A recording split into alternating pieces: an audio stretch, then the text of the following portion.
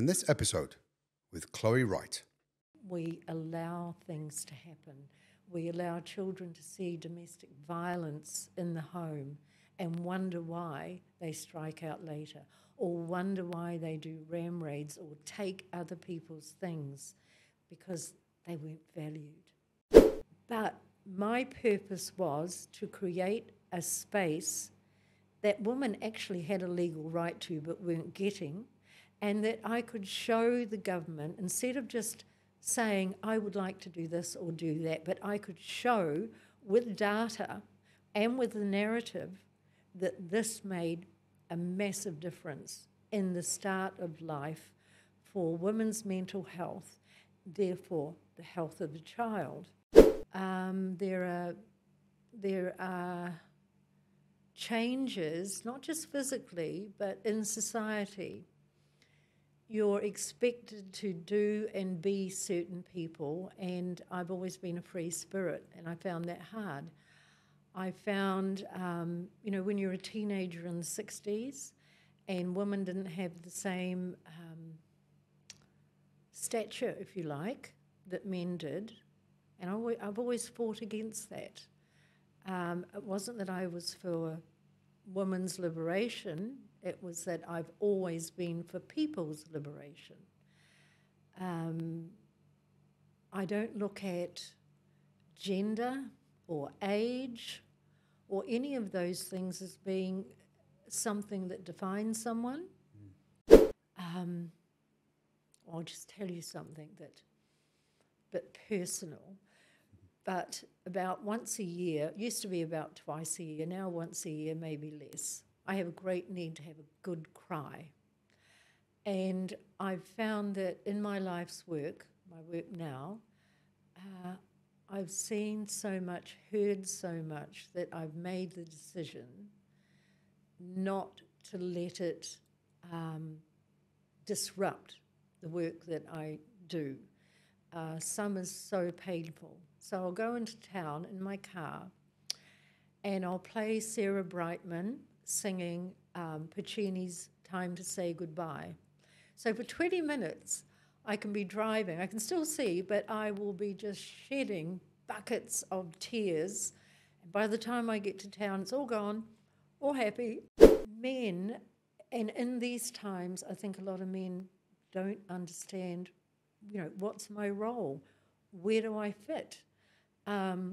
They were probably about the 70s, kind of pushed to the side. We don't need men kind of thing. Never believed that. A great dad, 3 great brothers, 4 sons, a husband. I like men. Men are really interesting creatures.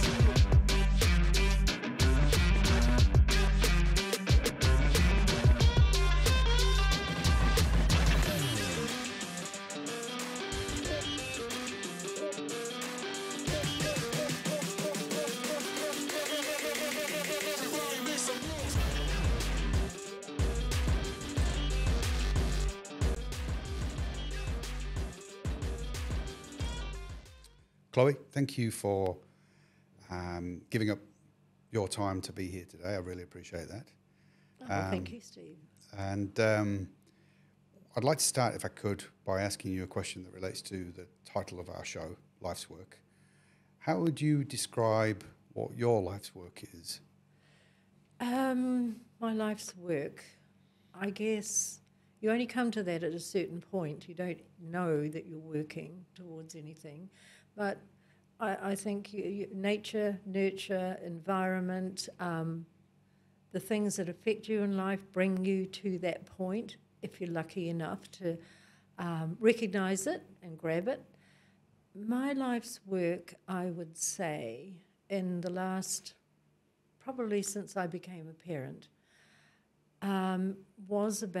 is about helping people, particularly my children when they were little, become all they can be, watching the development, seeing potential, and I see this all the time in individuals, or possibilities for groups or others or business or initiatives, ideas, and I want to jump in. Yeah. And I do tend to do that. To jump in, yeah. Yeah. Yeah. So what have been your, like you said, you're quite right. I think, your life's work becomes apparent over time. If we go back a step to when you were younger than a child, Okay. what were you thinking that you might grow up to do and be? What were your hopes and aspirations then? I think as a child, I had a lot of freedom. I was the last of 9 children. I grew up with boys mostly, so it was all about adventure, risk-taking, fun. I was an avid reader, and I think that influenced me greatly, particularly, I would say, Oscar Wilde. We would listen to, on Sunday mornings, because I'm quite old, and in those times we would climb into bed, particularly my brother and I, and listen to the children's programs. And I loved The Happy Prince and The Selfish Giant, and I waited for those programs, and I think they had a great influence. Our family didn't have a great deal, but we were big, we were musical, we were readers, and I think storytellers. My background is English and Irish, and I think that's where the storytelling comes from. We had a lot of fun. Then I think at the young teenage years, I felt the difference in how others approach me. When you get to puberty and suddenly you're not really playing with the boys all the time. There are changes, not just physically, but in society. You're expected to do and be certain people, and I've always been a free spirit, and I found that hard. I found, when you're a teenager in the 60s, and women didn't have the same stature, if you like, that men did, and I've always fought against that. It wasn't that I was for women's liberation, it was that I've always been for people's liberation. I don't look at gender or age or any of those things as being something that defines someone. I remember doing research about 30, 40 years ago into middle age, and it was quite interesting because I found that nobody put themselves in that category. They didn't want to. And it was basically decided in anthropology that if you could be looking after a younger generation and an older one, you were in that scope. And I looked closely at gender roles, and I've always found it unfair that one should be put in categories. I think that one's identity is who they are, if they've been raised to be free and to reach the potential. And we talk about this a lot in the foundation, about reaching potential, because potential is something that comes, I believe, your personality comes with you when you're born, and it's the nurture and the environment that either allows that to flourish or not. But while there's life, there's hope. And it's about being brave. And I don't actually believe in coincidence. I believe in opportunity. So when something happens or there's a knock on the door, if you look at it as potential and it's good, then you grab it and you go with it. Yeah. You're talking about, there was a few things within what you just said there, Chloe, that maybe suggest that you don't like to be boxed, or you don't think that people should be boxed, as in, you know, like even the middle-aged thing, you know. So if you're looking after someone older and someone younger, then you're middle-aged, but people don't like to be labelled as that. They don't like to be boxed. So that freedom that you're talking about. Oh, absolute freedom. I couldn't be constrained as a child, and I was lucky that my parents seemed to actually enjoy and be somewhat amused. I'm sure that in these times I perhaps might have been labelled ADD or what's the term now that we have? And I should. It's neurodiversive. But really, it's just that my own 5 children, I've looked at them as they've developed, and I have watched for who they are and relished that and tried to encourage that in their way of being. And I think that if we did more of that with our children, just look at who they are, take the time, be present with them in that moment, listen to them, listen to not just our children, but anyone. You know, who are you? And you'll find that people are the most amazing creatures. But no one's actually asked them that. Or what would you like to do? Or who do you want to be?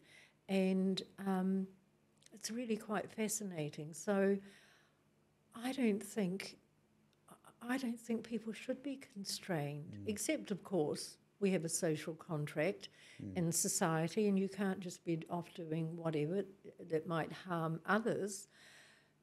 But there is such massive potential in the human brain, and who knows why. I read a lot, so I read a book, and I'm often struck by what an incredible brain that thought of this. Reading is very important to me. In fact, it wasn't until I was in my 40s that I discovered children left school who couldn't read. That would never have occurred to me. I think that books in homes are really important. I think music is really important. That's our first language. We hear it before we're born. It's what moves us. It's what...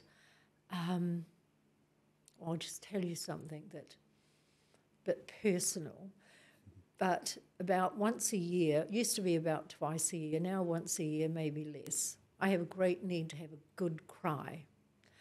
And I've found that in my life's work, my work now, I've seen so much, heard so much, that I've made the decision not to let it disrupt the work that I do. Some is so painful. So I'll go into town in my car and I'll play Sarah Brightman singing Puccini's Time to Say Goodbye. So for 20 minutes, I can be driving. I can still see, but I will be just shedding buckets of tears. And by the time I get to town, it's all gone, all happy. That's your kind of release? That is my release. Probably only about once a year. And I love that music. And I love that I can feel absolutely cleansed and keep going. Yeah, music is powerful.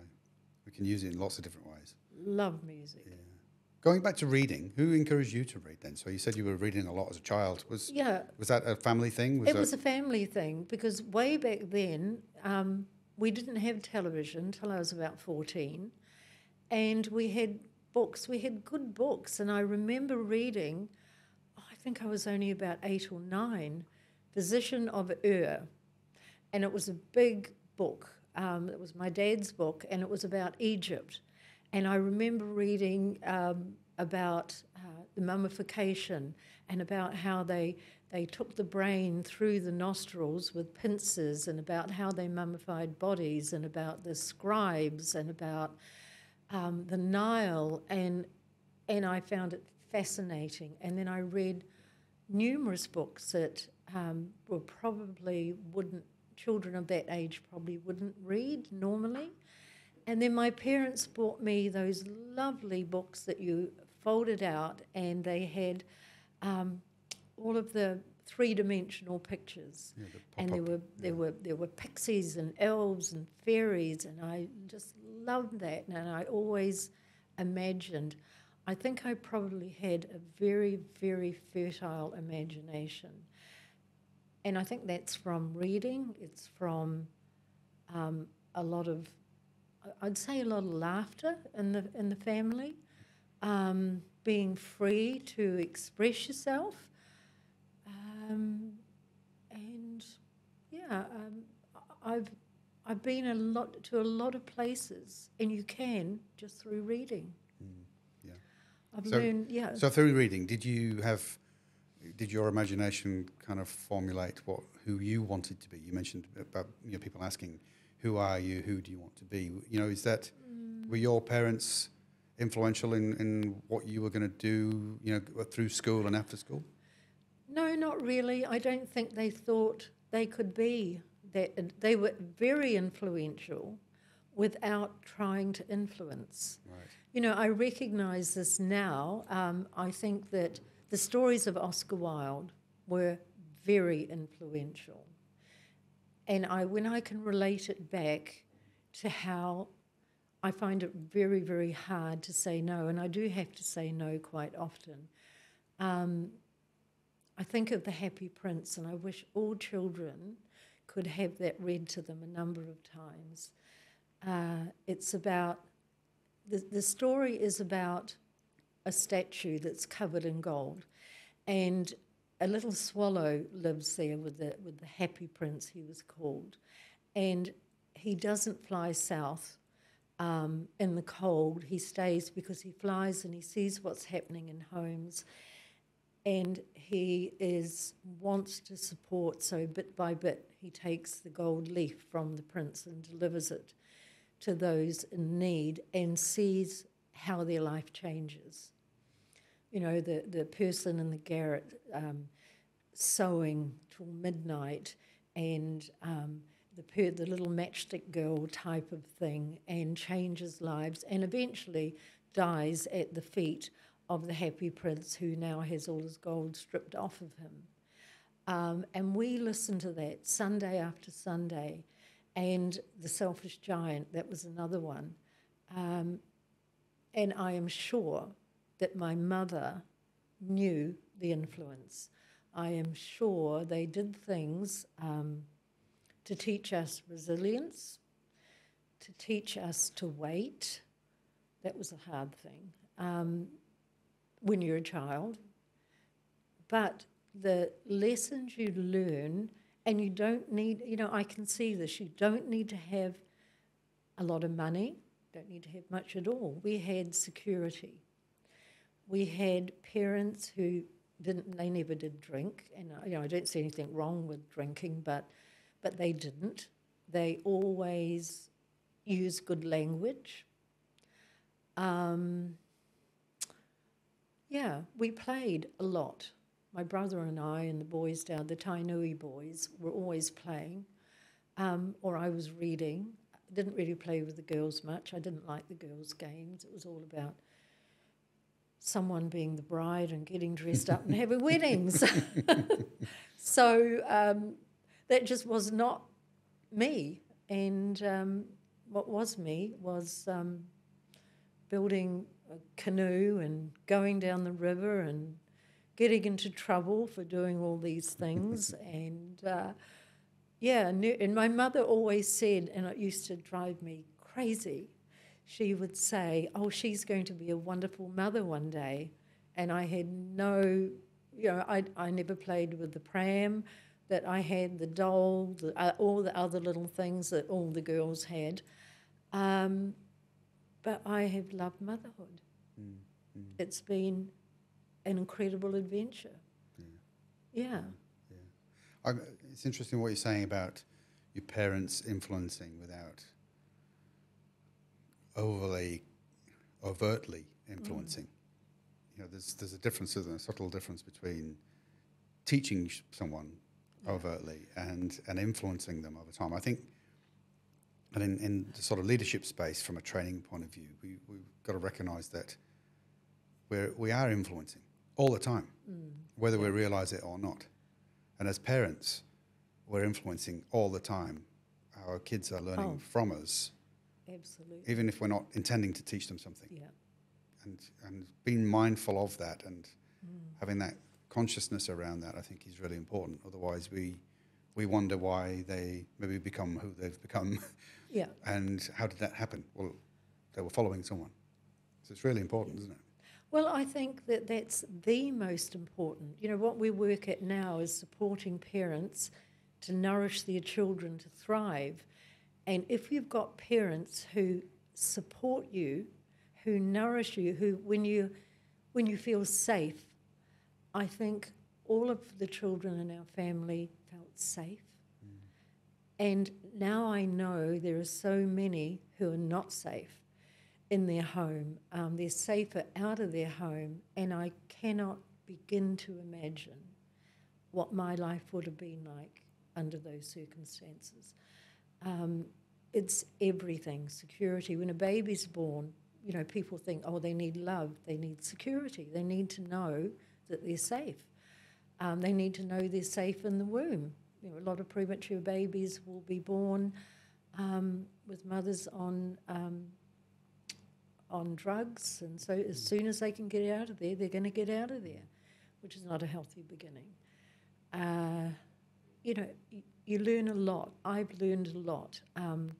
I think I'm the most fortunate person on the planet because I had the upbringing I had. I may have been kind of wild and not wild in a bad way, wild in a freedom way, and I still, you know, there are things I'm interested in that we've talked about. Architecture. I couldn't be an architect. I would be the faulty towers of architecture. It would just, you know, I need to be doing, moving, and moving on. Sure. Yeah. You've touched on, you know, a couple of times there about talking about early childhood and birth and what we're doing, referring to yourself and the foundation. Maybe for those who don't know who Chloe Wright is, can you tell me? Maybe I'll throw that question back at you. Who are you, Chloe? What is it that you do and that you're about now? Maybe we can talk about that in a bit more detail. I think I found myself, if you like. I think we all recognise that expression. I found myself mostly. We had been living overseas. We had created some pretty big business in civil engineering and so forth, and had done very well. Decided to come back to New Zealand and get involved in something really worthwhile. Sorry, this is you and your husband? My husband and I. Yeah. We looked at politics and decided that there's no privacy in that. You probably change your ethical values quite possibly, and I'm not saying that all politicians do, but you have to make compromises, I'm quite sure about that. And then we looked at early childhood and thought we can actually really be constructive in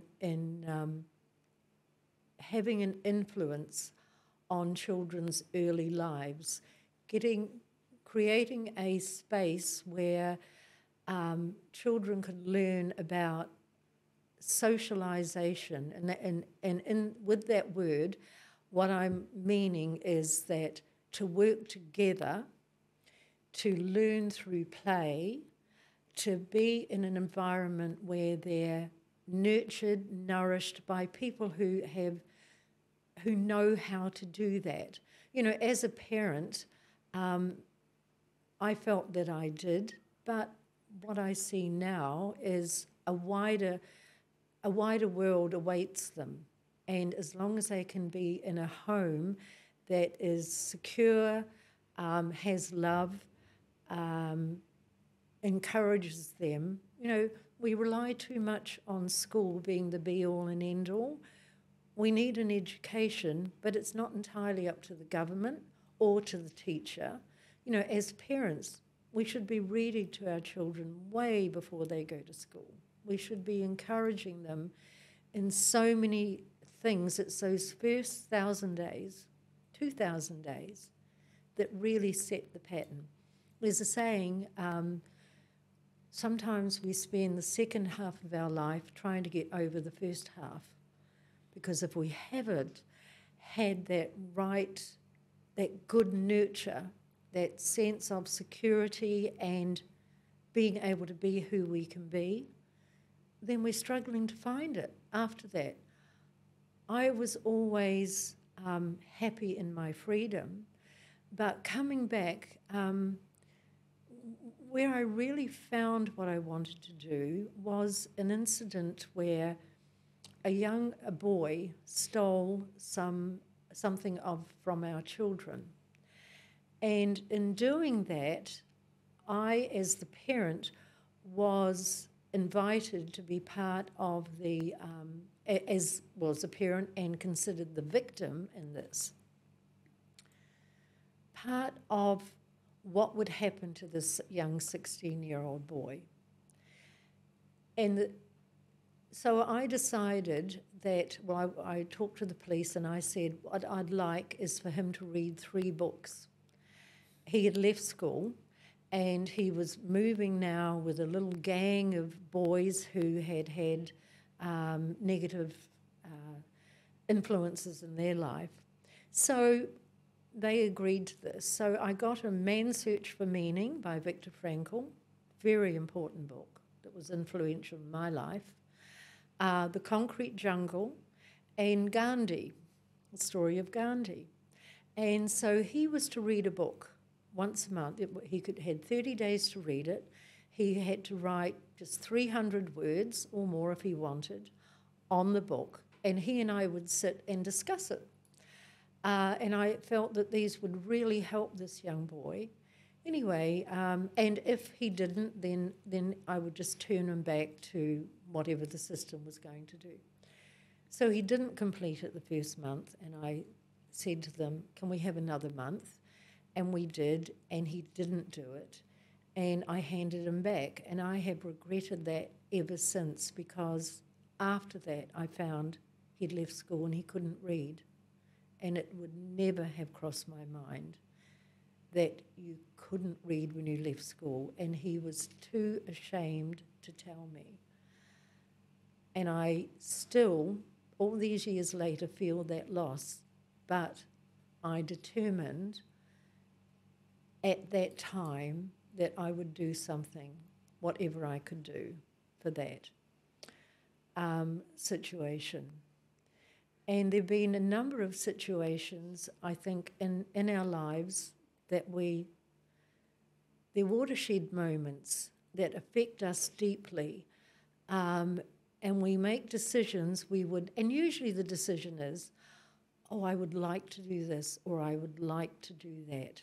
And very often people, oh, if I won the lottery, I would do all these things. But actually, you don't need to win the lottery. You just need to make that inner commitment and understand that once you're an adult, you actually have a role to mentor others, and it's not a matter of giving back so much, it's a matter of paying it forward. And I have never in my life felt, apart from the birth of my children, felt the joy in seeing a life turn around, and often by the to me, the smallest, simplest acts. I have talked to people whose lives have turned around, and we don't always know what we've done. Sometimes it can be 20 years later, 30 years later, You run into someone and they say, oh, remember when you said to me something?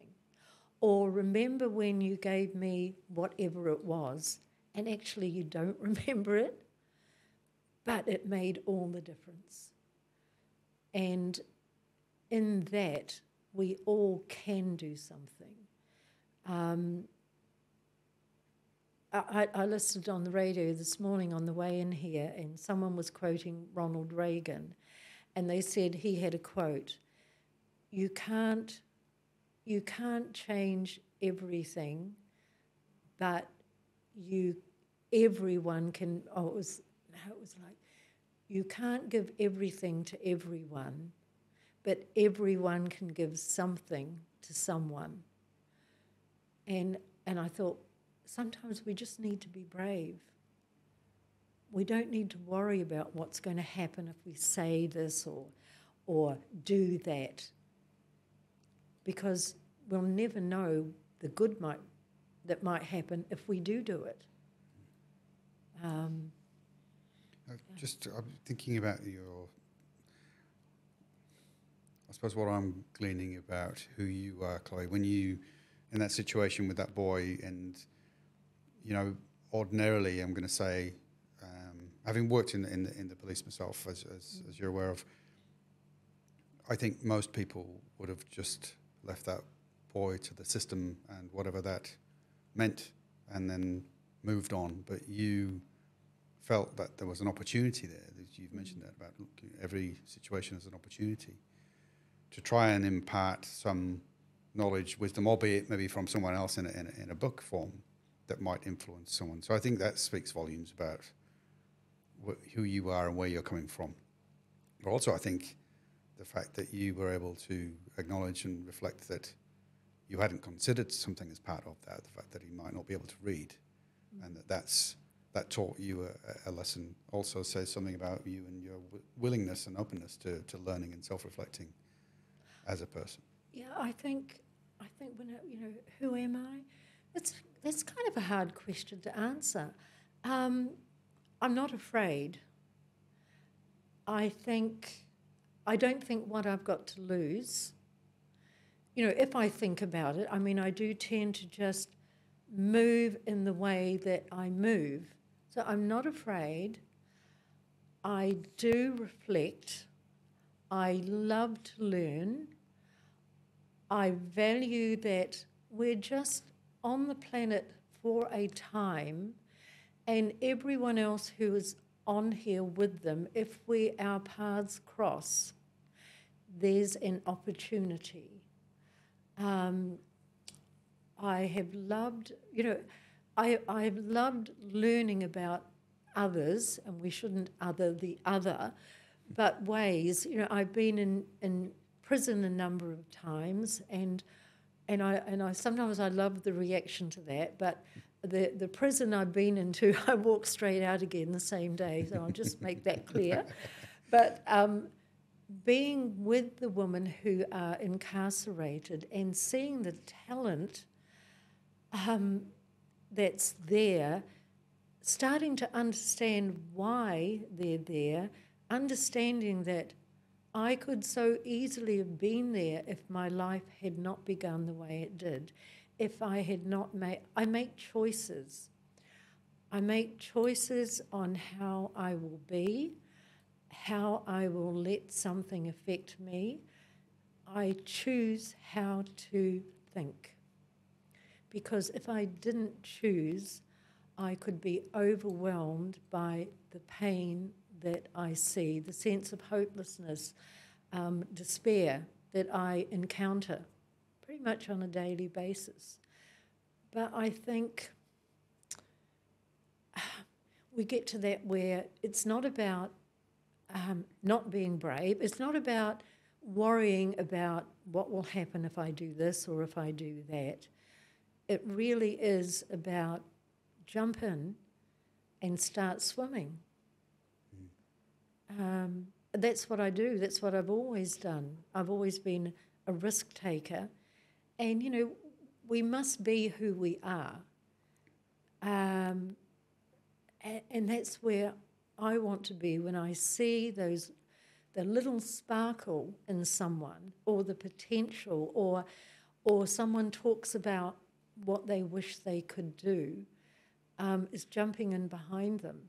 You know, it is about giving a hand up when you can, but recognising at times people are not ready for that yet. You know, there's another lovely quote that I use sometimes, and it's, I spent my whole life tuning my violin and never got to play my song. And that's the saddest thing when I see that happening to people. Yeah.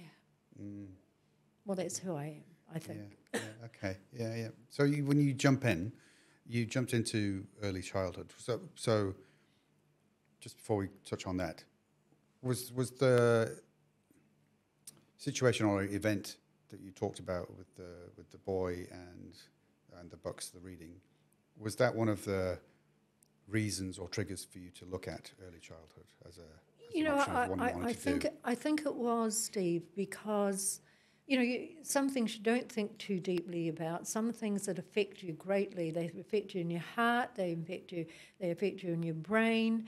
You put your heart and your brain together. Your gut is what gives you the power, if you like, the drive. And I've always thought of that vagus nerve that we have that connects the three. It takes the three of those things. That happened.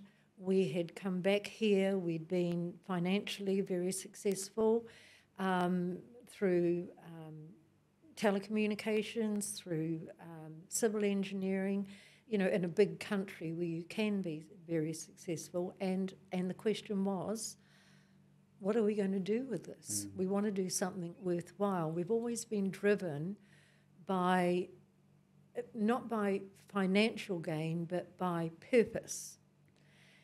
And financial gain does give you a greater ability in your purpose. And so, as I said, it could have been politics, or this door opened in a very small way, but we saw it, the potential in a much bigger way.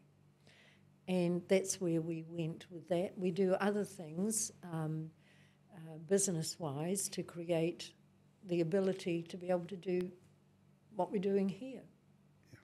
Yeah.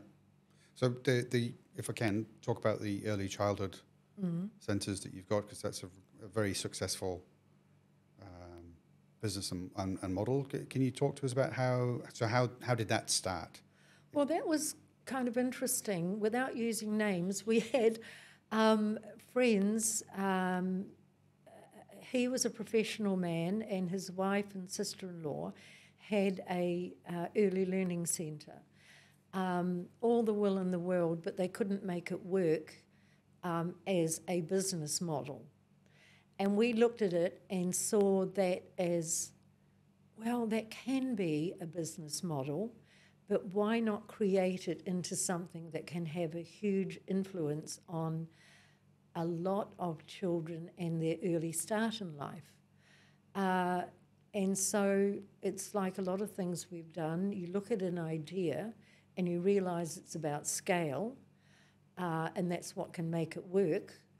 And with no experience in the area whatsoever, but being, my husband and I are both mavericks, we're both, me more so, risk takers, and you, in business, you never, what they say, bet the farm or have all your eggs in one basket.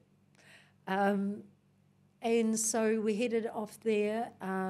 It has been the most satisfying thing to be involved with. We have worked with the best people. Teachers are an incredible personalities, if you like, in there. They have, I think they're born teachers. We should all be teachers in one way or another. And we are, whether we recognise it or not. But teachers who have the skill and the passion and the commitment, and who work with young children, and they're they're not valued in society the way that they should be. I think unions and society puts a value of money on everything instead of putting it on what it should be. You know, there is no greater call than being a teacher, in my view. We had an incident one time, just a few years ago, where someone left a note in our letterbox and they'd like to get married on our property. And we'd had a couple of weddings, and I thought, oh, no, I politely declined and got another letter. And so, you know, it isn't anyone who might hear this, please don't take advantage of this, but I find it very hard to say no. Anyway, got another letter, and he mentioned he was a teacher. And that was the end of it for me. So I was like, well, as you're a teacher, and I want to show somehow that I absolutely value teachers, yes, of course, you can have your wedding there. And they had a wonderful, wonderful wedding. But, you know, we can all do that. We can all show how much we value people in whatever role it is. I value the people who pick up our rubbish. I mean, what would it be like if they weren't there? I find value in so many things, and I get frustrated when I'm talking to people and all they seem to value or talk about is those who have done very well financially, and they don't even know them. Why aren't we talking about those who do creative work, or who look after the children, or who do the volunteer work? I mean, we have amazing people volunteering. You know, we support SuperGrans. I love that. Bringing generations together. And we're kind of all about that. We're certainly about women's empowerment, because, you know, I learned that the hard way as a teenager in the 60s. I'm very much about women using their voice. But I'm also about men, and in these times, I think a lot of men don't understand, you know, what's my role? Where do I fit? They were probably about the 70s, kind of pushed to the side. We don't need men kind of thing. Never believed that. A great dad, 3 great brothers, 4 sons, a husband. I like men. Men are really interesting creatures. But they are. You know, I mean, having teenage sons and seeing how the emotion that they go through, and how sons are just as affected, but maybe slightly differently than teenage girls. I mean, there is such feeling, but they're taught to be staunch and to not cry and all of that nonsense. You know, we don't mind laughing, but what's the problem with crying? It's just another emotion. And it shows that and I have this saying I say to people all the time, you know, this separates us from the zebras. You know, we cry, we laugh, we feel. Those in the medical field are often taught not to feel. No, feel. You know, feel it, because you'd feel it if it was your sister or brother or auntie. If we don't feel, we don't connect, do we? No. Or if we look like we don't feel, it's harder for us to connect. Yeah. So I think, you know, like you're talking about in the medical field there, you know, again, relate back to my previous work history, where if you don't express or show that you can, we obviously can't have people in pieces doing their job, but you've got to connect on an emotional level. That's part of the, I hate to use the term customer experience, but it kind of is. It's like if you don't feel that the other person feels, it's cold. It's absolutely cold. It's, you know, children learn empathy, and they learn it by caring for others. They learn it through their pets at home. They learn it, or their little hearts turn to stone, and you see it. And then they are, what's the word for it? they're rejected, and little hearts will turn to stone. And when those little hearts get to be teenagers and when they're stronger, they will lash out physically. They will hurt as they've been hurt. But they'll hurt physically, but they've been hurt far more than that. And that should be a crime. You know, it is criminal what happens to little children. And all we see is that criminal down the road who's done something terrible, but we don't do anything about it when they're children. We allow things to happen. We allow children to see domestic violence in the home and wonder why they strike out later, or wonder why they do ram raids or take other people's things because they weren't valued. You know, we didn't have anything growing up. We didn't have much, but we had the things that counted, and we had those moral lessons, if you like. It was Mother always said, you know, I will support you, I'll protect you, but if you ever lie, so you never knew what was going to happen if you lied. but it's like we do with children now. You know, if I have to count to 3. And I don't know how many you ever got. I never got to 3. It was just the look. Yeah. And it worked. But it was about protecting your child, but protecting others, you know, knowing that you don't have a right to that thing that belongs to someone else. They have earned it. It is theirs. I'd like to take a moment to talk about one of our sponsors. I'm really pleased to announce that we have Sharp New Zealand as a sponsor. And it's great to have Sharp on board because as a customer, I can speak about their products and services from personal experience. And it feels good to be able to endorse and recommend a company because of the level of satisfaction we have regarding the services they provide. And across my businesses, we've certainly been impressed with the care and collaboration we've experienced in our dealings with Sharp. It's certainly a brand that we trust. Sharp has a long history of creating breakthrough products designed to meet the needs of people living in New Zealand. Sharp's leadership in technology innovation ensures it's at the forefront of the pack, providing business solutions from printing and photocopying to interactive meeting solutions and ICT phone systems. No matter where you are or what size your organisation, whether you're large or small, Sharp New Zealand can provide their services to you nationwide.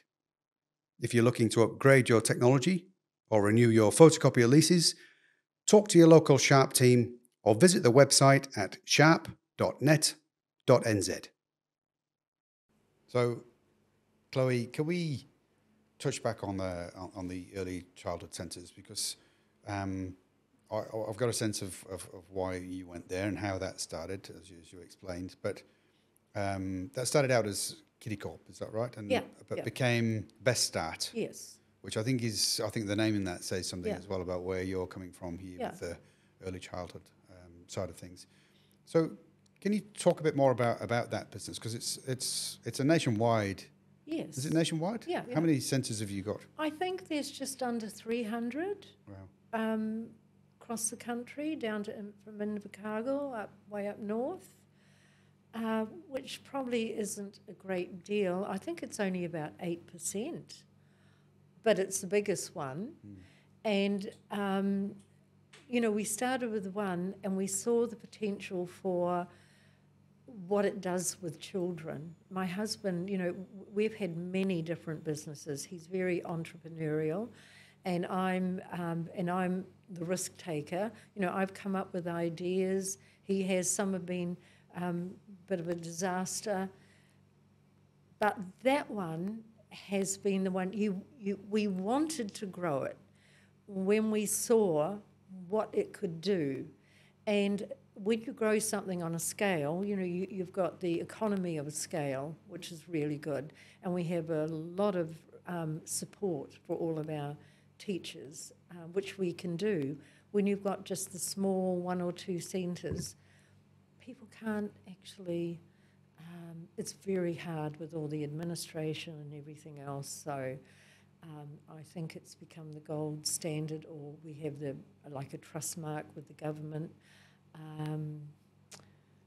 Yeah. Yeah. So, and is there like, you know, like you say, it's about scale, but across those nearly 300 Yeah. centres, is there like a consistent approach about how, you know, what's the kind of philosophy or approach towards early childhood? Well, interesting. The philosophy or approach is, you know, there are certain things that the Ministry of Education demands that you do. There are certain things that you have to do that are consistent. But we believe in different areas, they have a different population, and the centre manager, who is of that area, whatever particular area, works within that system. Well, not system, it works within that community, depending upon what people want. It's not a cookie cutter. Right. At all. Not at all. Yeah. It's what's needed in what region. Absolutely. Yeah. And so that business is now owned by the Wright Foundation. I think when you've referred earlier on to Yes. we do this, and Yes. we do that, you're referring to the Wright Foundation, which is your family's foundation. And obviously it's fantastic. There's a great focus on early childhood education. But the Wright Foundation's involved in other things, and you are in particular in relation to things like Mothers Matters. Oh, very much. And I might just step back a bit. Sure. You know, when we began the early learning, then we turned it into a public company with the view that we could grow it a lot faster, and with the view that people would contribute to that because of the good that it could do. But in fact, I don't think anyone did. They contributed with the hope that they would get payback to a large extent, which really didn't allow us to grow it in the philosophy we did. So we paid out those people and turned it back into our own company. The change to BestStart, we thought at the time Kiddie Corp sounded okay. You know, it was not about it being a corporation, but it was about children would one day work in corporate work and that kind of thing. So I think that got a bit misconstrued. And we thought about the name change, it needed it. And funnily enough, how it happened, we had been considering, coming up with different things. And we were in our pool one night, it was about 10 o'clock, very, very starry, beautiful night. We don't have light pollution where we are. And my husband was sitting on the steps and I was floating on my back, and with the poles, you know, that will turn you, I was turning round and round in circles looking at the stars, and it just came. And I just said, BestStart, as I looked at them. And he said, that's it. And that was it. That's how the name changed. That's how it became BestStart. Then we checked and it was okay. Other people, you know, we weren't in conflict with anything. But and then with the charity, what was your question again? So it's really about the BestStart side of things, and I suppose really how that relates to your kind of personal philosophy. And you know, the Wright Foundation are involved in other things, and you know what you're involved in with you know, birthing centres and things like that. You know, I just saw the immediate connection there in the research that BestStart is really almost like a you know, like a philosophy for you, really, isn't it? About from birth onwards. Yeah. Well, it is, and that's the start. In fact, when you talk about the first 1,000 or 2,000 days, you talk about right at the beginning of conception. But at any rate, that's getting a little bit technical. You know, over all these years, so we had been involved in early learning for about 20 years, and I am very involved. We were visiting all the centres, talking to people. Everyone kind of knew us, and there's a lot of people. When we bought out the Australian company and doubled, we had a very, very different philosophy, and we travelled around the camper van and met everyone and told them, this is your centre, this is about you decide in your particular area what's needed, which was very different from a top down. So we really think bottom up. That's where it needs to come from, if it's going to be genuine and if it's going to work. So then I talk to a lot of women, I mean mostly they are women that work in there, and got kind of involved in what makes people happy, what works. And, you know, we've talked about those two spaces, work and home, but, you know, there's a third space, and that's what we're working with now within the foundation, which is where people can come together. It's a social cohesion space. It's the fun space, if you like. And, you know, I heard story after story, and then of what made people happy, what didn't. And, you know, as an anthropologist, I'm always looking at and listening to what makes a successful society. And there are certain key things in there, which we don't need to, that's kind of another whole thing. But then I can't recall what it was, but there was someone who had a baby, and I saw the vast difference between when we had our children and the care and the time that you had in the facility, whether it be a hospital or a maternity home or whatever, but the care you got, the checks you got, the teaching you got. And then I remember reading an article in the Auckland newspaper, and it was a young Māori girl, about 16, who had a baby, and the treatment she got, and I was horrified. And so I looked more closely, and I saw that now it had become very clinical, and birth had, and it was about numbers and moving people out. And so I decided, again, without any medical, apart from anthropology, any medical background, nothing clinical, this isn't right. And why not? There was someone who was going to build a primary unit, and they needed financial support, and I was asked, is this something you'd be interested in? And I'm like, yes, I'm very interested in it. Not as a business, but that we can make a difference. So jumped in there. In a very short while, it became obvious that the other people in it were looking at it as a business. And it really couldn't be a business, actually. We didn't have any funding, but my purpose was to create a space that women actually had a legal right to but weren't getting, and that I could show the government, instead of just saying, I would like to do this or do that, but I could show with data and with the narrative that this made a massive difference in the start of life for women's mental health, therefore the health of the child. So away we went in Tauranga here, and I had, and that was a difficult beginning, because quite frankly, I met with a group of midwives who told me if they didn't run it, then they would make sure that no one came to it. It was very disappointing, so I'm going to be quite frank about that. Again, it was the arms folded across the belly and the crossed ankles. So off we went anyway, because my concern was let's create a difference in the country. This is not just about this. So we built it, and a couple of people at the DHB, fortunately, they had heard over and over again, oh, we need a primary unit, but they supported it, and we got funding. We've only just after 9 years broken even. We've had to put a lot more into it, but it was to create the difference. And then we built one down in Palmerston North and Lower Hutt. And then we built a beautiful centre up in South Auckland, right on the edge of Mangere Township. We got part funding in Palmerston North because we'd proven ourselves here. We got no funding in Lower Hutt, but we had the hospital sending women to us when they were on red alert and worse. They would just send them, but they wouldn't give us a contract, wouldn't give us funding.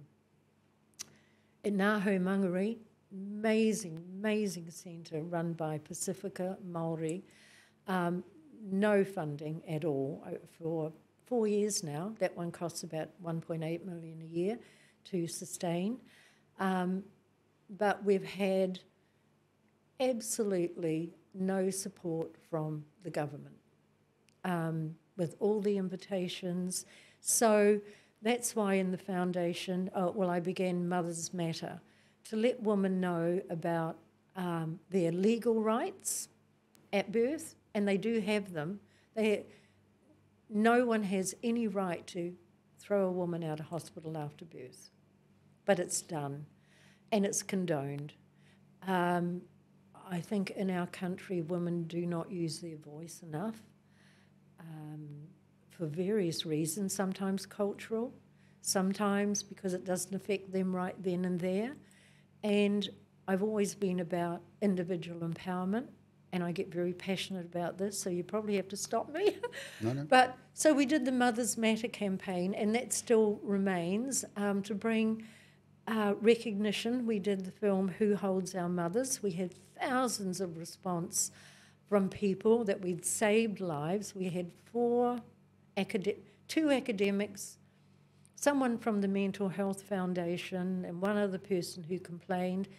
Thousands of people wrote in how much it had helped them, the recognition from that. And then, I do various clips. We've just done the ones, Good Dads Everywhere. We need to recognise that. And now we've just launched The Village, which is about, on the one hand, a lot of digital help. We'll be doing podcasts, webinars, putting people like Nathan Wallace and various other, Richard Poulton, Sir Peter Gluckman on there. But most importantly is creating that social connection. And we see that with our support, growing it throughout the country, where people don't have to feel isolated. If they want to get together in groups, Claire, who works for me, is a great surfer. If there are women who want to go surfing together, walking together, families, getting families together, it's not going to be easy, but it actually comes from bottom up, and it has to come from bottom up. We're not going to be connected. Government's never made a good mother. They are not a good mother. They can support various groups that we support who do amazing work that a government will never be able to do. But I've recognised what matters most to people is connection. And that's where we're headed. I'm really excited about that. It makes me really happy, actually. That's great. Yeah. Yeah, that's great. The birthing centres, I'm interested in, because obviously I drive past one every day. Oh, yeah. And with my youngest, we always see there's the big circles on the wall, whether it's pink or blue, as to, what child's just been born or whatever. So it's we're familiar with that. What was it that you were, I think you touched on it, but just, I think maybe a little bit more detail about what were the birthing centres there to either replace or add that wasn't there in the public system? Oh. And how the success of your, they're still around now, and obviously, like you've just explained, you're funding those, and they're obviously there for a purpose. There's a need for them. So, what was, I'm assuming, and based on research, that there's gaps in the system, or the system wasn't coping. And so you felt that there was a need there to fill that gap, or at least, or do something different. And maybe if you could touch on that and what the difference is that your centres are making. Yeah. Well, you've got to look at I look at the long-term picture. I look out to the horizon. I'm not looking at just now. Just now, you need to feed bellies, you need to do certain things, but mostly you need to create change. And that change should be in policy and also in people's behaviour. If if you like. Not just perception's one thing, and that's incredibly powerful, but in how we behave, and how policy only changes when bottom up comes up and says, this is not acceptable, what you're doing now. And we have been unsuccessful in that. You know, at one point there I thought I'd really failed. I don't think I've failed, but I haven't been as successful as I wanted to create change. So for the birthing centre, people are getting great outcomes. They are talking about the difference between birthing there and someone else. They're talking about the difference in care. And I think in the hospital, you know, they're stretched. They're giving birth, unless there is a real physical reason, is not a hospital thing. It's a natural process, unless there are complications. But we've made it very clinical. And with a lot of midwives, it's become very clinical, pass the mother on kind of thing. And that's not what she needs. She has long-term consequences if she's not treated properly. And I'm talking about mental consequences often. You know, in so many other places, the care for mother is so much better than here. We should be having... Louise Upston was a great champion for this. She came up with her first 1,000 days policy, which I'd hoped the government would pick up on. But, you know, as usual, they've completely ignored it. It was the best system that I've seen that could happen. Every year the government puts out, they get the research back about birth, the care, primary birthing, everything. They get the same research telling them the same thing every year of the importance of those first few days, the first 1,000 days, and they do nothing. Nothing. You know, there is a lot of talk, but no do. And, you know, and that's my experience after 9 years of being very heavily invested in it. So, you know, the beginning of life, you know, as I've said, support parents, but support them in the right way. It's not just giving more money to buy some bread. It's about recognising, and this is the thing, we talk about the gap between the rich and the poor, or the haves and the have-nots, but we don't seem to relate it to education.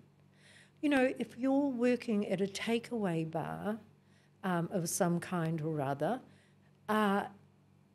because you're not educated to do any more, then likely you're not going to be able to buy a nice warm house. You're not going to be able to give your children music lessons or give them experiences that cost money. And money comes through education, and satisfaction comes through education of heading in the direction you want to head, and being mindful and just being more educated about the world and the people in it and how you can make a difference. You know, you cannot have... I watched a program on television the other night or morning. You cannot have a household with 14 people living in it and sleeping on the floor and likely one bathroom without people getting sick. You know, with very few earners in that household. You can't have much fun, quite frankly, in a household like that. And to get out of it requires education. So instead of talking about child poverty, which we don't, we talk about parental poverty. But most importantly, in those situations, the thing that hurts me is the poverty of spirit. That is the worst poverty. Well, you've got me going now. I'll be heading off into the environment. No, it's good. It's good. It's good. These are threads that we like to follow. But if I can, I'm just going to go back a little bit again to, you know, because I suppose I'm making some connections, so correct me if I'm wrong here, but, you know, with the birthing centres, you know, again, it's not the early childhood centres, but it's about having the best start, isn't it? And so, and maybe you can correct me if I'm wrong here, but I'm thinking about, you know, giving birth in the right way and having the right support, and particularly if you're a first-time mum, I would imagine, you know, you don't know what you don't know. No. You might feel physically fit to walk out, but actually there's a lot that you don't know about looking after a child and looking after yourself in order, you know, looking after yourself so you can look after your child. And I imagine that, you know, at that point in time, that's when people actually need the support, when even maybe they don't even realise that they need the support in order to have the best start with their child, have the best connection. Because if they don't have the best connection, then it's that kind of, you know, I was talking about something else the other day with someone, and it's, you know, 1 millimetre apart, and then, you know, in the distance it's actually metres apart. Yeah. If we don't have the best connection from the start, down the line, we're disconnected. Yep. And how can we influence then as parents if we've not got that connection? Am I kind of stitching things together in the right way there? Or? Yes, Steve, I think that especially first-time parents who have read all the books, you know, even when they're really, really prepared, they're looking forward to this, they're touching their bump every day, they may be talking to this unborn child, they're so excited. And we've seen it over and over again, and a baby is born, and this is in the environment of the birthing centre, which is just an incredible environment, very supportive, and suddenly there is this, oh, now, you know, this child's here, what are we going to do? And there's confusion very often for the dad. His expectations are, he doesn't understand why she's suddenly crying, and her hormones are all over the place, and the responsibility. And then, you know, we talk a lot about postnatal depression, but we like to talk about more, because that does happen, and that needs to be attended to, and often it isn't. And if it's not, lifelong situations occur that are terrible for the mother, for the whānau, for the child.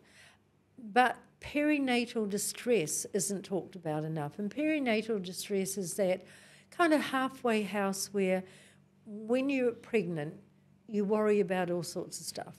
You see articles that make you fearful. You listen to women's stories. Women particularly love to tell stories, horror stories, outdo each other on how dreadful birth was. And we would really like to see more stories about how empowering it is. You know, I gave birth to 5 children. First one 10 pounds 6, the last 10 8, all great big babies. And it wasn't till the last one that I was really empowered. And, you know, there was such empowerment in that. And that was because back then you were not given the tools, if you like, about how strong your body is. And men are very often don't understand that this yummy mummy isn't quite so yummy anymore. She's tired and exhausted, and foreplay has to be doing the vacuuming and washing the dishes. No, you know, that's foreplay when you've got a baby. And then, you know, someone's had their 3rd child and everyone is like, oh, you've done it before, you're okay. Every birth is different. Every child is different. And by golly, you need that support on your 3rd child, 2nd child, you know, all of them. You need the village. You need people to recognise and go and do the nice stuff. Get some groceries, take some food. Don't go around to sit and have cups of tea and wear her out. At the birthing centre, what we loved, especially in COVID and lockdown, so we locked down the mum and the dad and no visitors. And couples found it incredibly empowering because they had each other, they had their baby, they could bond, because what tends to happen, she gives birth to the baby. She's been very important up to that. She's been the pregnant princess. And then suddenly all these visitors rush in, push her out of the way, grab the baby, it's all about the baby, and she's probably hurting. She's got breasts sore, she's got hormones racing all over the place, and then she's not important. And then she goes home and she has to feel that she's like the best mum and everyone else is competing. Oh, you know, oh, my baby at 6 months did, especially first-time mothers. It's a shocker. By the time you've had 5, trust me, it's like, oh, you know, they'll get there. But this whole competitive thing goes on, and they're afraid to say that they're exhausted. Maybe they're not liking being a mother as much as they thought they might. Better not say it. But it happens.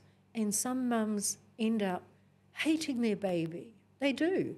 For a while, they need support. They need to understand, actually, there's a lot more that do that.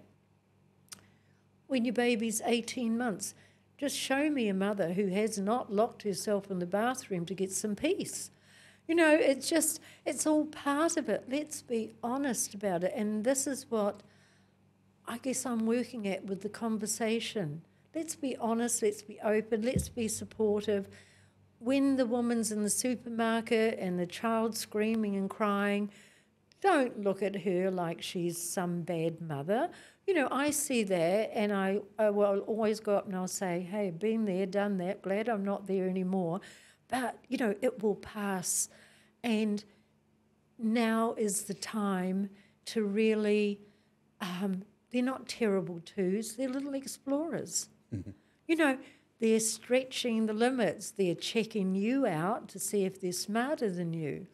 You need to actually enjoy that moment. There's so much pressure on for women to get back to work, or they're made to feel unworthy if they've got an 18-month-old or a 2-year-old. And I think that's shocking, but we're being conditioned into that. We're being brainwashed. If you're not working, you have no value.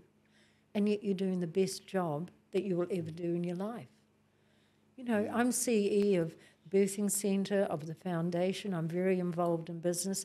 Nothing compares to raising children. And yet, in today's society, we seem to be talking about not having children so that we can have careers. And look, I'm all, you know, I'm open to that, and I get that as well as to why. But I think there's something wrong with the system around careers and work that makes people choose rather than facilitate both. Right. And I suppose that's maybe a nice little bit of a segue around how things have changed. You talked there about the village. It was just that piqued my interest. Because, you know, if we think back to when your mum had her children, 9 of them, compared to today and the expectations around how we give birth and the health system, and, you know, am I right in sort of thinking that it's maybe a consequence of population and not coping with, not being able to provide the same level of care and service, time and nurturing because of the population increase, and we've just got to keep the churn, for want of a better phrase? Yeah, I think the cost of living, I mean, we're all talking about that and it's shocking. You know, trying to build a house, doing all of that, it's forcing people where they need the 2 incomes. And how do you have, you know, 2 or 3 young children, work full time, you have to be so organised, but even when you're so organised, then come home, probably most of that work falls to the woman. When there is a joint sharing of domestic responsibility, that is great, and that's worked far better in societies than our sort of older traditional thing where the man went out to work and the woman stayed home and did all that. Now, you know, there can be a balance, but when you talk about a career, I think at this stage in my life that you can have it all, but you've got to have it in the right time. And we you know, a lot of people now are saying, dare I say this? Yes, I will. A lot of young people have this sense of entitlement and that you can't fire anyone even when they're absolutely hopeless and don't turn up and do all sorts of negative things. Makes it very difficult. When you're in business, you actually really don't look forward to hiring people. You've got to handpick people. But when you've got a couple working and a young family, and they've got to shoot out the door really early, and then they get back in, and then they've got to take care of the normal sort of things, meals and cleaning and washing. Do they have the time to sit and read with their child? Do they have that time to, when the child just needs you, do they listen to what the child is saying, or do they just go through the motions, get them into bed, and collapse? I don't know. I was very fortunate that I could do a lot of things. I was a very high energy person. I still am a very high energy person. But how do you do it? And how do you do it if there's only one person in that household?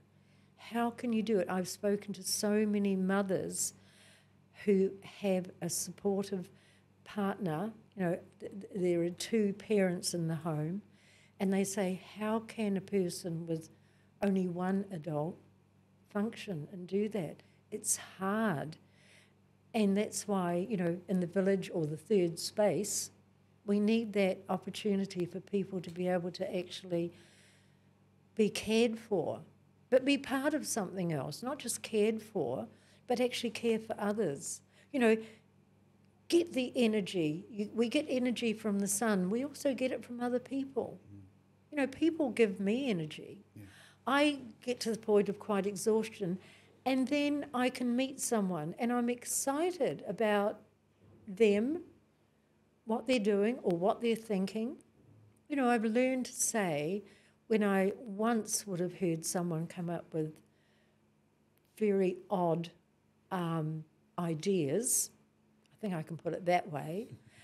Now, when I hear someone come up with something or some conspiracy theorist, I will say, that's a really interesting perspective. Whereas I might have said something quite different once.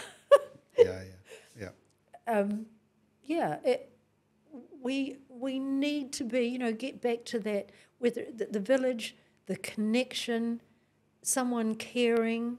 The mother I talked about who had the 10 children was losing the other one, that the only time she would have been cared for when she was hapu. We need to be cared for, and we need to care, and we need to learn empathy when we're very young, or we're going to end up with hearts of stone who have no compassion. And the most dangerous people on the planet are those without empathy. Yeah. So that's what I'm about. Yeah. Connection. I think that's been a theme, isn't it? Really, throughout the conversation here, and I just picking up on what you're saying there about care, the need to care, to give care, and also be cared for. Yeah. And they're it's important. A doing word. Yeah. And seeing the opportunity, not having, there's always the opportunity, but seeing the opportunity to do that, and also maybe knowing how to do it.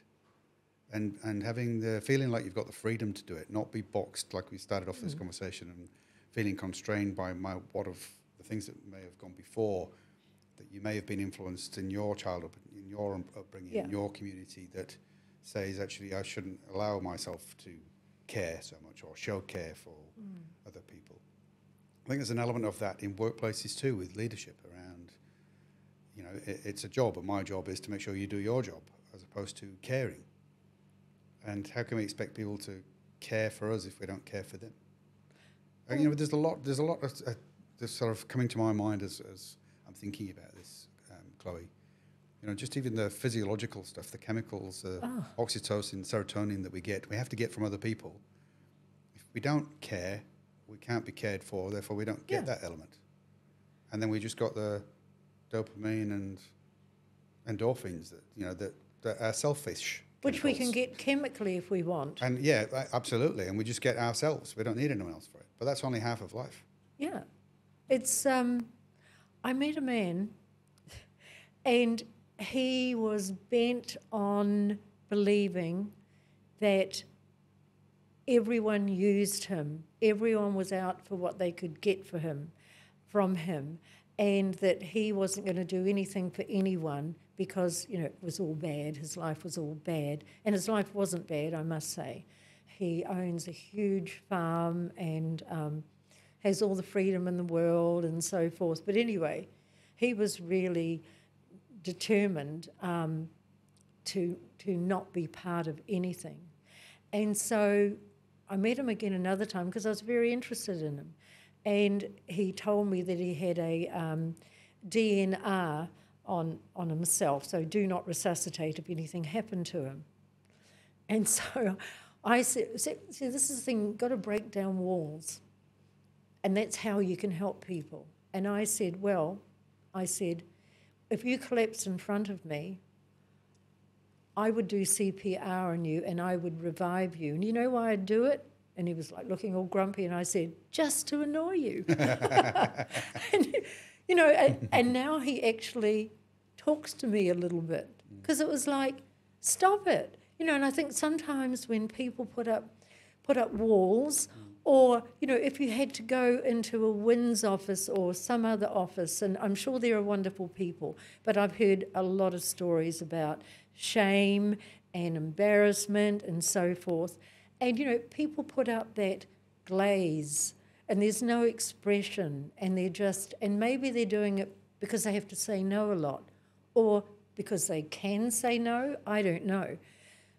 But breaking down those walls and actually connecting on a human level. I like to break down walls. I just do. I'll do anything to break down a wall and bring someone into a circle. What is it that drives you to do that? Because I hate to see people unhappy. I'm a nurturer. I'm just a nurturer. I can't help it. I cook. I'd like to, probably to my detriment, I suppose, time-wise, and I want people to be happy. I just do. I can't bear it when people are unhappy. I had a question I wanted to ask you about. You obviously do a lot of great work, and look, you, your husband, your family have obviously worked hard, and you've achieved a lot, and you probably don't need to work, but you do. Well, I don't get paid anything. And you do a lot of work, right? And you're involved in a lot of things, and yet you don't have to be. But you do, and I've read articles. I've read some of the things that you've said as well, where you get a lot of criticism or people pulling you down, or poking and questioning why you're doing things and trying to pull things apart that you are trying to do. How does that feel? Well, you know what? A few years ago, someone said I should be raped and sodomized. Someone who didn't know me, but one of the critics. And I looked at that, and it was a woman, and I thought, something terrible has happened in your life that you would say that. And it didn't matter. It was more a case of like, oh, that's pretty strong. And then it was sort of a moment of, you don't even know me. And then a recognition that for a woman to say I should be raped and sodomized, something terrible has happened in her life. And going back to the hearts that turn to stone and wanting to hurt someone else. Well, one, I don't go on Facebook and read stuff. Now and then I will go and I'll do smiley faces or what a lovely thing. But I don't look at those things. And even if I did, why would I? Why would I? And why would I allow something like that to stop me? Why would I? Because it says more about that person than it does about me. Really, at the end of the day, it doesn't matter. I don't care because I know who I am. I know what drives me. I know what I want to achieve. I know I've got one shot at it. You know, as I say, this is not a dress rehearsal. And I think, you know, people have talked about legacy. I think, well, I have a belief that we always are. I'm not a religious person, but I think I am a spiritual person. I think we have always been and we will always be, and we take with us our knowledge and our experience. And I will not take with me someone else's, I suppose, stuff they have to carry around in a heavy bag. Because when someone focuses on wanting to destroy you, basically, it must be very frustrating to them to know that they can't. I mean, that would be in an awful place. So I kind of feel sorry for them in a way. And I wish their lives would be better, or could be. What makes you so either angry or envious, if you like, of someone else? And I think that's sad. And I think that those people, if only, you know, in a way, I'd like to sit down with a whole room of them and just say, look, you could do so much. You've got one shot in this life. Why not use that passion that is so negative and turn it into something and go out and do something? It doesn't matter. You know, the people I love, my friends and my family, the people I love know what drives me, know me. And does it matter about strangers? It doesn't. No. I mean, would you be bothered? It's a good question. I'm not sure, actually. I don't know. I think maybe... I'm glad you've asked that question, because what I was thinking about is, you know, is there a part there... I will answer your question, but I was just thinking, is there a part there of your ability to, like, compartmentalise and say that's about them, not about me? You know, there's got to be an element of that that's made you and your husband successful. Because if we care too much about what people think, we tend to sort of do what we think they want us to do rather than what's needed to be done. Yeah, but I think, Steve, we have to care about the things we can affect and do. We can't care about things that we cannot change.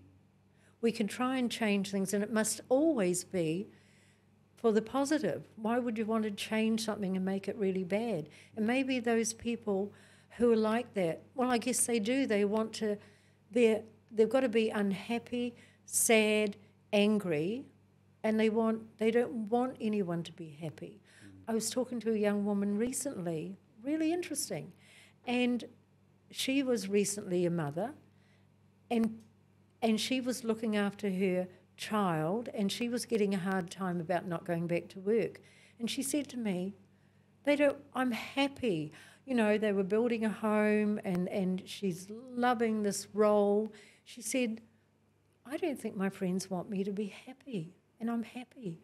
And they sit around talking about their partners and, you know, really sticking the knife in, but I'm happy, and they don't like it.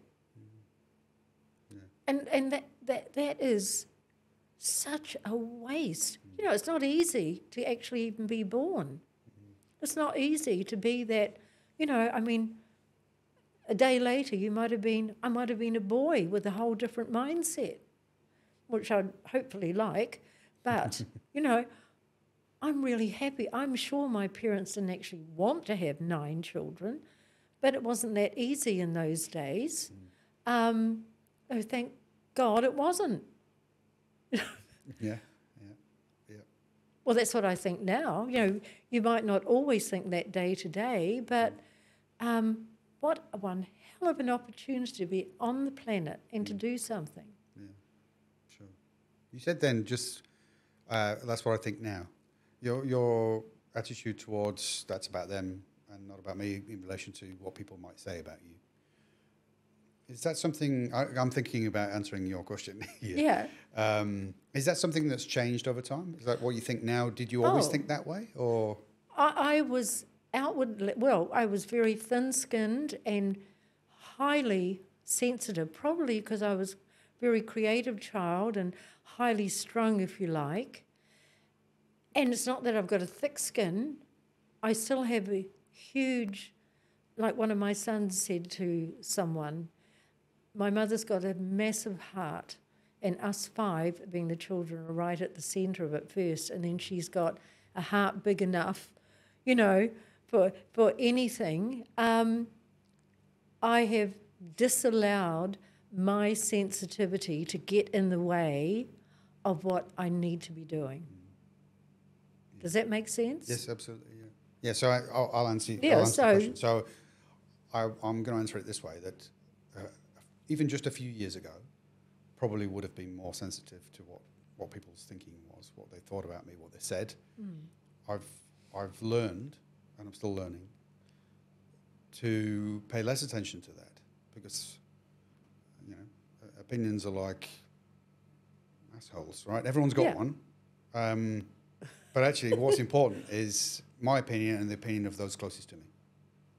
Yeah. And so I've got to do what I've got to do. So the answer to the question is, maybe I used to, or I would have cared in the past, but I've learned, probably through education, which is a combination of talking to people like yourself, reading a lot, listening, observing. Yep. I'm learning to care less about the things I should care less about and care more about the things I should care more about, which comes back to probably the first point that you've made, and that is it's all about education. It's about understanding. Yeah. And if we're not learning all the time, then maybe we always will care about the things we shouldn't care about. And I think it's an age thing as well. I think that, you go through stages. Well, look at, someone was telling me who works in a, what do you call them? Where people go and get all sorts of stuff done. Appearance place. And they were having 30-year-olds were going in and doing all sorts of procedures because they were on social media and they were feeling they had to live up to like a Kardashian thing, which I'm sure any of those women, if you saw them in their natural state, wouldn't look like they do anyway.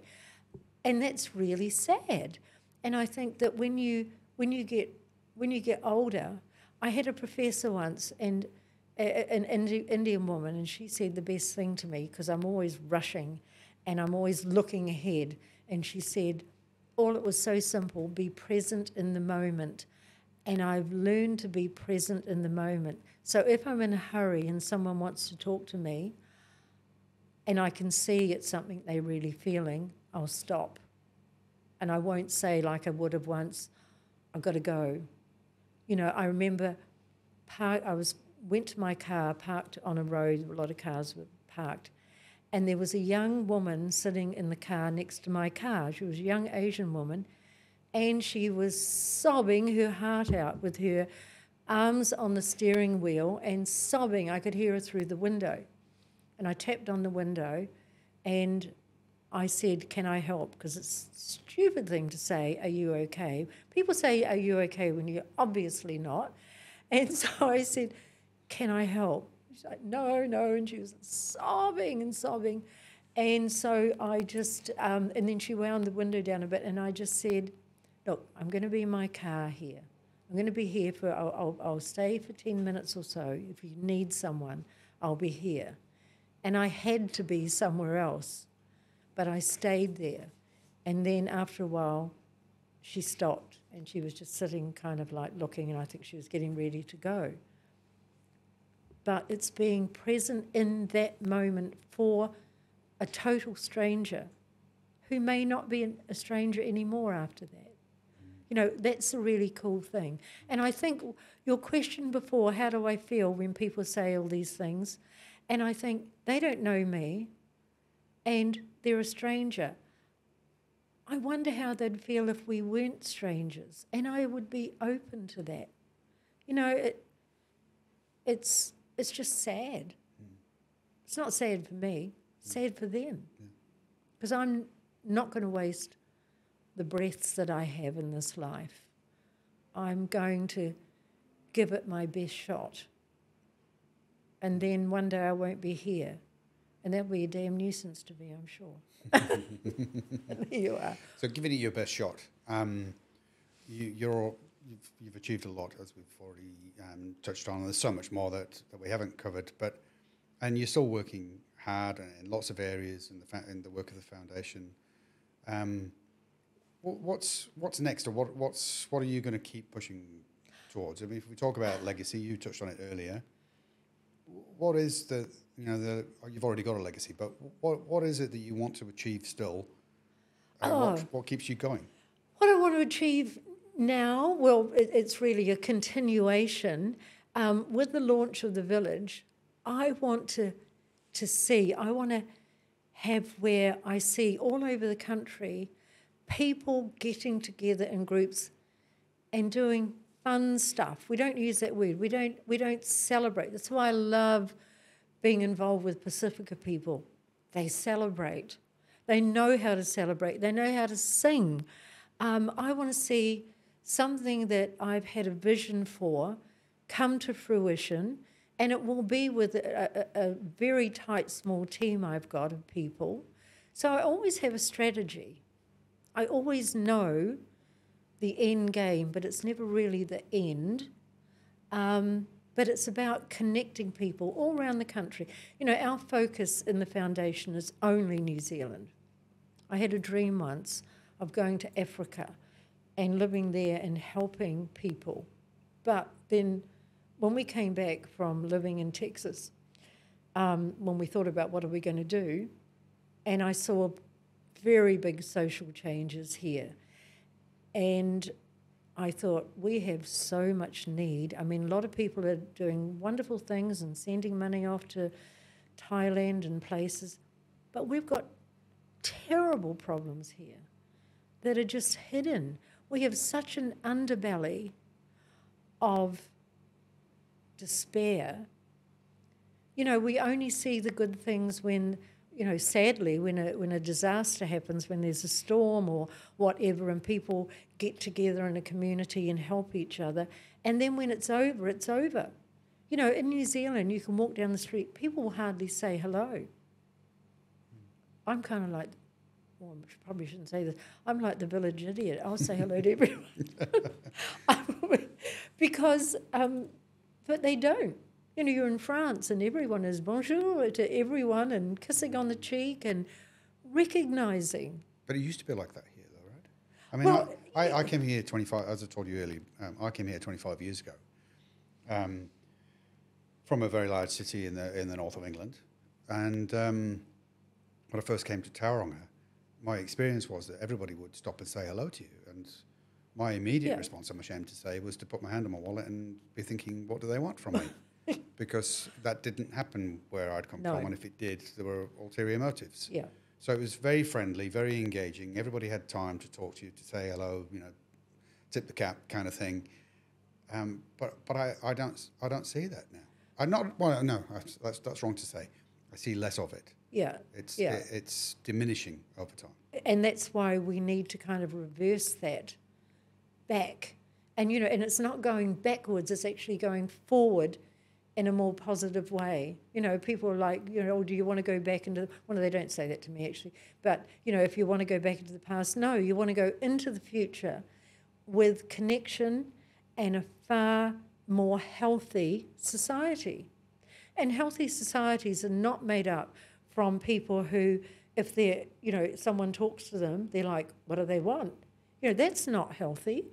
We could, you know, it's about being open. You know, people are afraid. I think that's a big part of it. They're afraid to actually reach out and, you know, touch someone in that really good way. It doesn't matter. Someone came to me one day, they were fundraising. It was actually for the big piano in Bay Court many years ago. And she was mad keen on getting this piano. And she came and knocked on my door, and she was so embarrassed. And we had a good talk, and she said, I hate this. They've given me the job to do this. I hate it. I hate it. What am I going to do? People will say no. And so we talked for a while and I said, what's the worst that can happen? What's the worst? And the worst was people could say no. And I said, well, people will say no, but some will say yes. And then that piano ended up in Bay Court. And she came and sat with me and she said, it was that one talk where you said, what's the worst that can happen? And it's not that bad. You know, it's not. Yeah. I don't care if people say no to me. Well, I care if the government say no, and they have. But what hurts is they're saying no to all these women, and women becomes the family, and you know that whole thing. They're saying no to that, and that's what I'm not going to lay down about. Well, Chloe, I wish you all the best with all that you're working on, and who knows what else that you'll come up with that you'll be working on as well in the future. But all the best for that.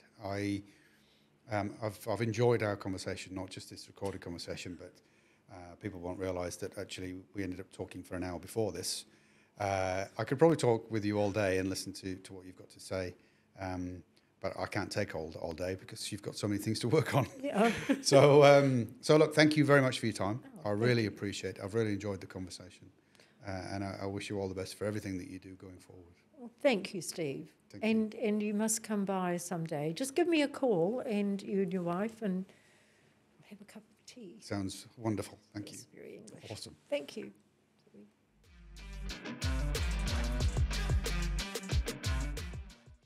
As you will hopefully know by now, if you've seen other episodes, this segment of the podcast is all about wisdom worth sharing from our guests who are living a life that's a story worth retelling. At the end of every interview, I look back as part of the editing process and discover some of the gems that came out during the conversation and summarize them here. Now, I've been very fortunate to have met so many lovely, amazing people on this show. A few of them I'd known previously, but strangely, there's been one or two who I'd never met before, but instantly, it felt like I'd known them for a long time. And Chloe was one of those people. Being CEO of the Wright Family Foundation, which owns the largest childcare and education business in New Zealand, BestStart, developing the birthing centres, running Mothers Matter, being involved in so many other organisations, and having received the New Zealand Order of Merit for philanthropy, being one of New Zealand's wealthiest people, Chloe could have been a bit intimidating, formal and matter of fact. But I found her to be the opposite of that. Chloe had arrived for our interview about 25 minutes early, so we went for a coffee while the team were preparing the studio, and that 25 minutes flew by, as did about another hour, as the conversation just flowed.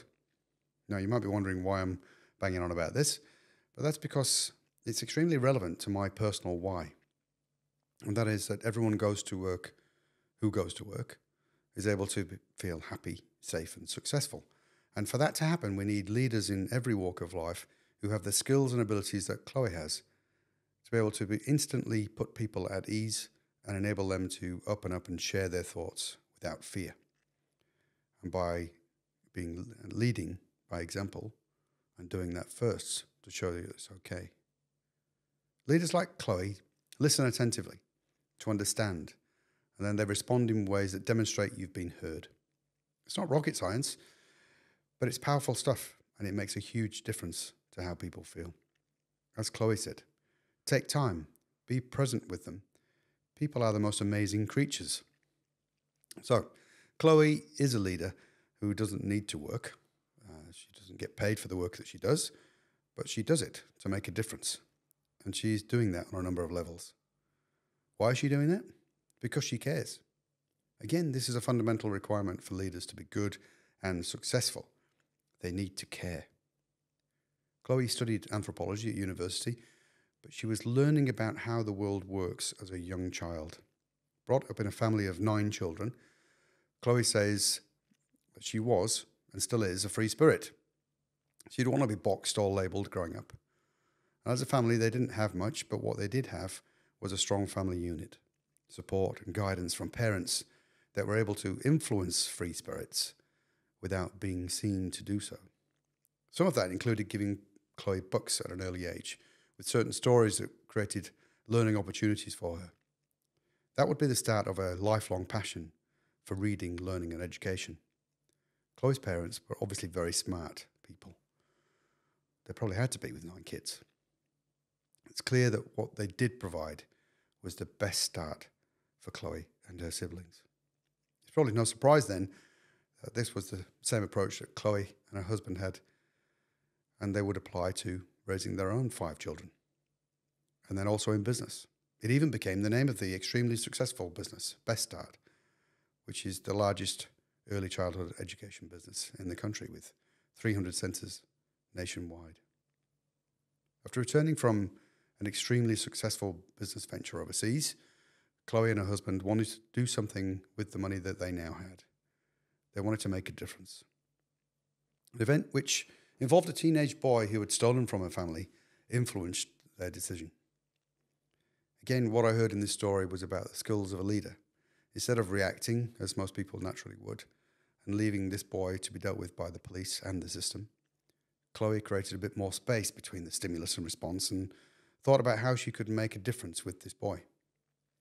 Her passion for reading and learning kicked in again, and she wanted the boy to read 3 books of her choosing, 1 a month, and then write 300 words and sit down with Chloe to discuss them.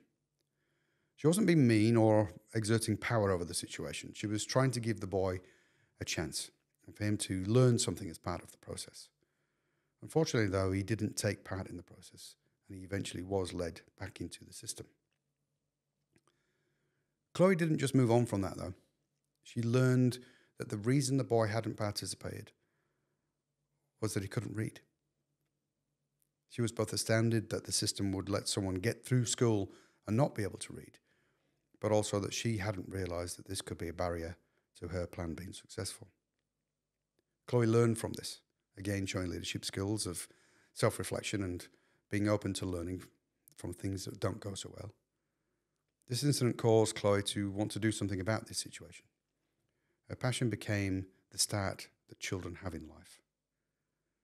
This, of course, led to the early childhood education centres, but then also to a focus on the very start of life and the most important person for any child, their mum.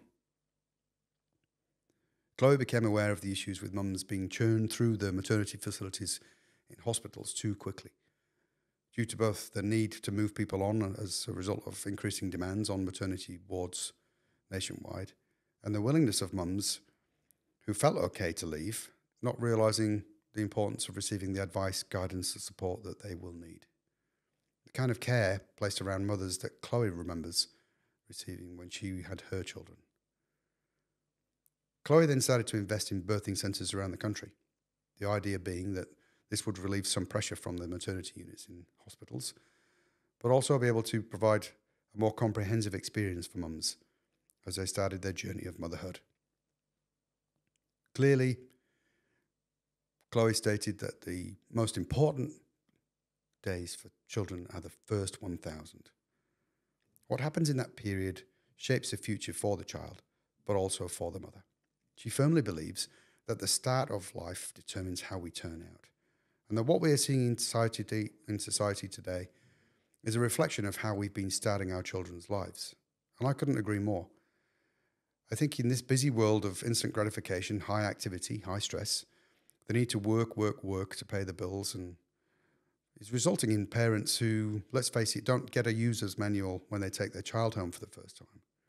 They're inadvertently neglecting to do the simplest but most important tasks of all, and that is to spend time, quality time, with their children, reading with them, helping them to grow up to be learners.